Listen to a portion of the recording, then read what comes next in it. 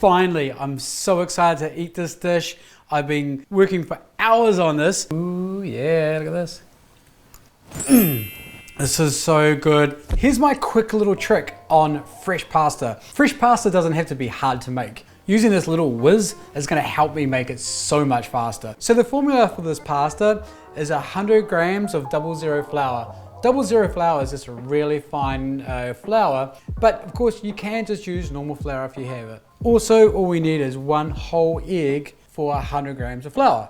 So today, 200 grams of flour, that's right, 2 whole eggs. Let's pop it in.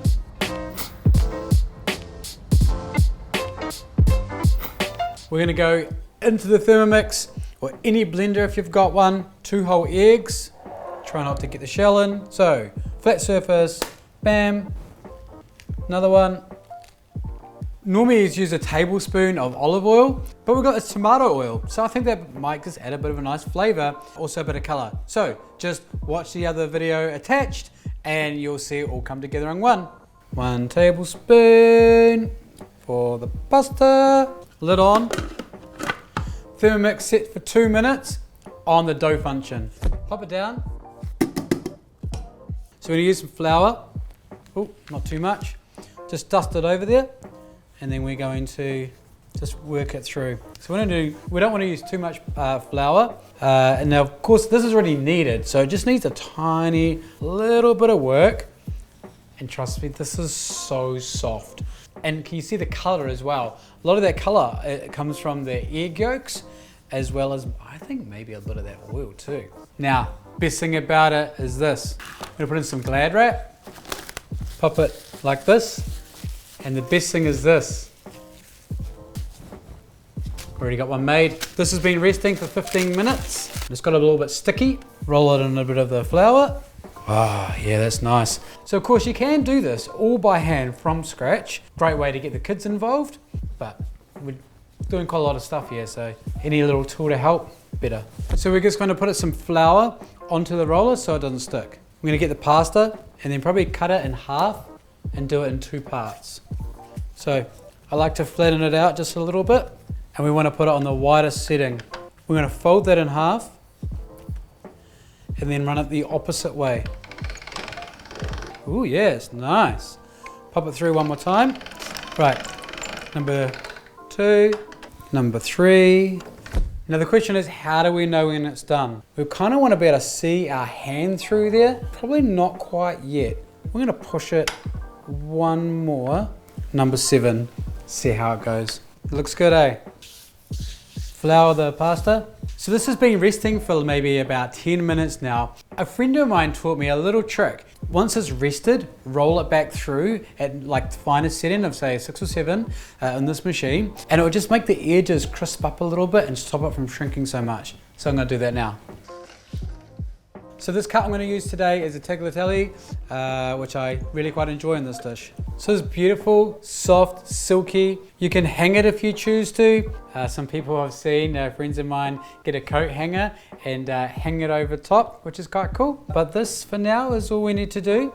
It's going to go in some boiling hot water. It's going to be the base of to go with our sauce.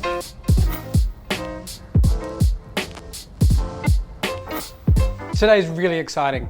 I'm going to be making my tomato compote dish. So it's the base sauce of a pasta, and it's filled with some gorgeous flavors that's quite robust. And yes, there's that word umami. It's all about a little bit of technique, some cleverness of using beautiful ingredients, done simple. This is going to be absolutely amazing, and you're going to love this pasta. So we're going to do a really nice fine dice on the onions. I would probably pull it right back. Just push right through, and you can see how nice and fine that is. We get it all the way down, just to that. Tiny little bit of waste, that's all. Now there's quite a lot of onion. It's just mainly because it's beautiful. It cooks down to almost absolutely nothing. This is where we get a lot of the flavor. Onions absorb flavor. So part of this dish is some tomatoes that we're gonna roast. So it's super hot and a brand new pan that I'm going to make dirty. So guess what? I hate doing dishes. Got an idea. A little bit of tin foil, pop it in the tray. The tray just came out of the oven, it's very hot, so be real careful. Put those whole tomatoes that we're just going to pop in. Might take too long to actually cook them, so cut them in half. Some aromatics, olive oil, some thyme, bay leaf, some pepper, salt. This just goes in the oven and roasts. 180, maybe about 30 minutes tops. So we're going to chop the garlic in nice small pieces so that you haven't got big chunks of it through the sauce. So now what we're going to do is slowly cook out the onions and the garlic, then in with the sauce. So in with some olive oil and add a lot. We go in with the onions. We're going to go in with a bit of salt as well, and with the garlic. We're going to cook them out for about 10-15 minutes because we don't want any color on it. So you might have noticed that I've changed my pot. Did I burn the pot? No, funny enough, not today. But I just love this pot. It's just even distribution of flavor. Now what we want to do is go in with the chopped tomato. So we're going to stir that through. This is the little secret part. We got beautiful thyme. Funny enough, this dish takes a bit of time. We're going to go in with a couple of bay leaves. I'm so pleased that I did put the tinfoil down because they make a bit of a mess.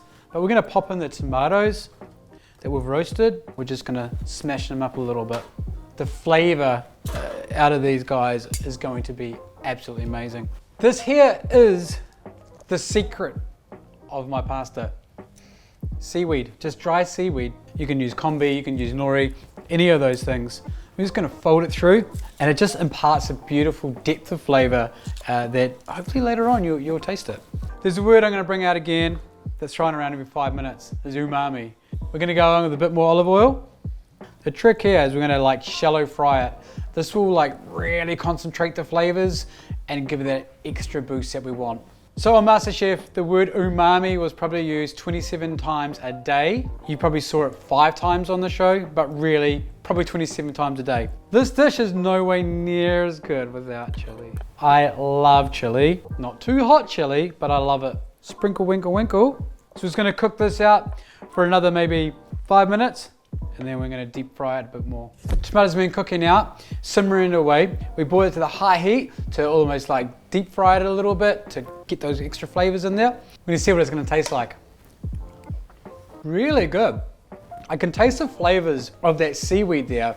It's like a nice little hum sitting there, like the back of your mouth. One thing it's missing though is a bit of sweetness. A little bit of sugar, and we're gonna stir it. Let's put it back on the simmer for another 10 minutes. I think we're done. So salted water, Mediterranean Sea, pasta goes in. This is gonna cook less than 2 minutes. So now the pasta's cooked. One of my little tricks is to add a little bit of oil to it, as well as pepper, and stir it through straight away. Now, before I put it all together, I'm just gonna taste the pasta just to see what it tastes like, the sauce itself. Okay. So right now, it's like, ooh, what does it need? Does it need salt? Does it need acidity? Does it need all these things? Guess what it needs? 100% salt. I'm gonna add a little bit more seasoning to this, a little bit more seasoning to that, a bit more pepper. Before we put it all together, a little trick for the pasta itself, I like to add a little bit of lemon juice just to help bring it all to life. All the tomatoes. Now we don't want to put the bay leaves in there because they're never that nice to eat. There's a few little tricks to put pasta in a plate. I haven't probably mastered it yet, but I'm gonna give it a go. Hold there. Let's just try it this way. So we've got some tomato oil that we had, and we're gonna take the bits off the bottom, sprinkle over top. We now have the cheese. Should we make it rain? So this is real Parmesan Reggiano. The flavor in this is just so gorgeous. Now to finish this off, some lovely, freshly chopped flat leaf parsley, not that curly stuff. We're gonna loosen off the top here so we get a nice coarse amount of pepper. Finally, finish it with some salt, a squeeze of lemon. Finally, I'm so excited to eat this dish. I've been working for hours on this, and we're gonna try it now. Ooh, yeah, look at this. This is so good. This is absolutely incredible. I love this dish. You're gonna love it too. So make sure you subscribe and thumbs up my YouTube video, and I can't wait to see you on the next one. Ciao.